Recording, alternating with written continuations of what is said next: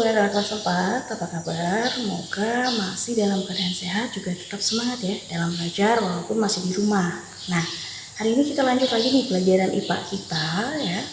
Silakan buka buku kamu halaman 93. Oke, buka buku kamu halaman 93. Hari ini kita belajar tentang pentingnya pemanfaatan barang bekas sebagai usaha pelestarian sumber daya alam. Nah, kalau kemarin kan kita udah belajar nih tentang pemanfaatan sumber daya alam, kemudian bagaimana dampaknya jika kita tidak mengendalikan dalam pemanfaatan sumber daya alam. Nah, hari ini kita belajar betapa pentingnya kita memanfaatkan barang bekas sebagai usaha pelestarian sumber daya alam.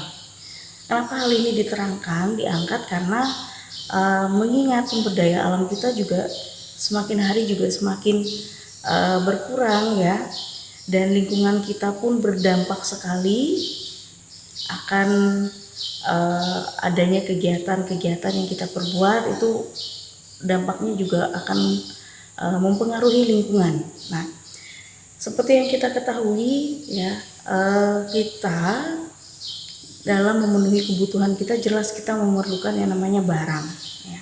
Nah, barang ini adalah sebagian besarnya diperoleh dari sumber daya alam yang ada di lingkungan kita. Bila kita selalu hidup boros ya, menyia-nyiakan semuanya, jelas berdampaknya ada dua. Yang pertama, semakin berkurangnya sumber daya alam. Yang kedua adalah pencemaran lingkungan jika kita tidak bisa mengatasinya dengan benar ya. Nah, karena itu hari ini bukan hal baru ya tentang yang namanya menggunakan barang bekas, karena ini sudah umum kalian dengar ya dalam kehidupan sehari-hari. Ada 4 cara atau 4 usaha untuk sebagai usaha dari pelestarian sumber daya alam ini ya, dengan memanfaatkan barang bekas yang masih layak digunakan. Nah, seperti yang ada di buku kamu di halaman 93, di sana dikatakan bahwa ada 4 ya proses ataupun tahap yang bisa kita lakukan. Yang pertama adalah recycle, kemudian replace, kemudian reduce ya, dan juga reuse. Nah, di mana 4R ini memiliki fungsi yang berbeda-beda. Kalau dia recycle, artinya dia mengolah kembali atau melakukan daur ulang dari sampah ya.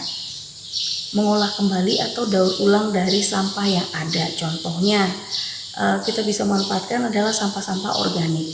Sampah-sampah organik itu bisa kita rubah menjadi pupuk kompos. Nah, itu salah satunya ya. Kemudian ada yang disebut dengan replace. Nah, kalau replace ini artinya kita memakai barang yang alternatif atau sebagai pengganti dari barang yang sebelumnya, dimana barang pengganti ini biasanya lebih ramah lingkungan dibandingkan yang sebelumnya. Contohnya misalnya sapu tangan. Sapu tangan ini bisa mengganti penggunaan tisu ya. Kalau tisu itu kan kita ambil, kita gunakan terus kita buang. Sedangkan pembuatan tisu itu juga dari serat pohon juga ya. Nah, karena itu untuk melindungi alam kita ya, kita bisa gunakan sapu tangan. Dimana sapu tangan juga bagus juga karena bisa kita berulang-ulang menggunakannya ya. Misalnya kamu gunakan hari ini, bisa kamu cuci, kita bersihkan, terus bisa kita gunakan kembali. Nah, sedangkan kalau untuk yang ketiga adalah reduce. Nah, kalau untuk reduce ini mengurangi pemakaian suatu barang atau untuk mengurangi produksi sampah ya. Seperti yang kita tahu, sampah-sampah plastik itu sangat kita sering gunakan ya. Seperti contohnya plastik untuk berbelanja misalnya, dimana akhirnya adalah sampah plastik ini tidak terbendung ya. Nah, makanya itu dengan reduce ini kita bisa mengganti kantong plastik tadi menjadi tas ya. Jadi kita kalau berbelanja kita menggunakan tas belanja, jadi tidak lagi membawa dengan plastik untuk mengurangi penggunaan dari sampah plastik ya saat kita berbelanja dan lainnya. Nah itu yang termasuk dalam kegiatan reduce ya. Keempat ya itu adalah reuse. Nah kalau reuse itu artinya kita menggunakan kembali benda yang masih layak pakai. Contohnya kaleng-kaleng ya, kaleng susu ataupun kaleng kemasan minuman dan lainnya atau makanan ya. Itu bisa kita gunakan untuk tempat pensil ataupun menjadi tempat pot, bunga ataupun yang lainnya dengan cara mempercantiknya. Kita cat dulu, kemudian kita beri hiasan agar dia lebih cantik, lebih menarik. Nah itu sebagai salah satu cara ya untuk kita menjaga kelestarian dari sumber daya alam kita ya. Jadi ada 4 cara tadi ya, ada recycle, refresh, kemudian reduce, kemudian reuse ya. Oke, aku harap kalian mengerti dan bisa membedakannya ya. Dan apa yang sudah kita bahas tadi kalian catat di buku catatan kamu.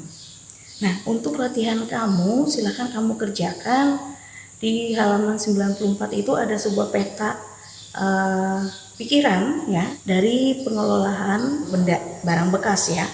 Pemanfaatan barang bekas ya. Kemudian di sana ada 4 R tadi dan tugas kamu adalah mencari contoh-contoh untuk setiap kegiatan 4R tadi. Kira-kira contohnya apa aja? Misalnya untuk kegiatan recycle contohnya apa, dan cukup 2 kamu tuliskan setiap tahap dari 4R tadi ya. Oke, silahkan dikerjakan di buku latihan kamu. Dan Ibu harap dengan kita belajar tentang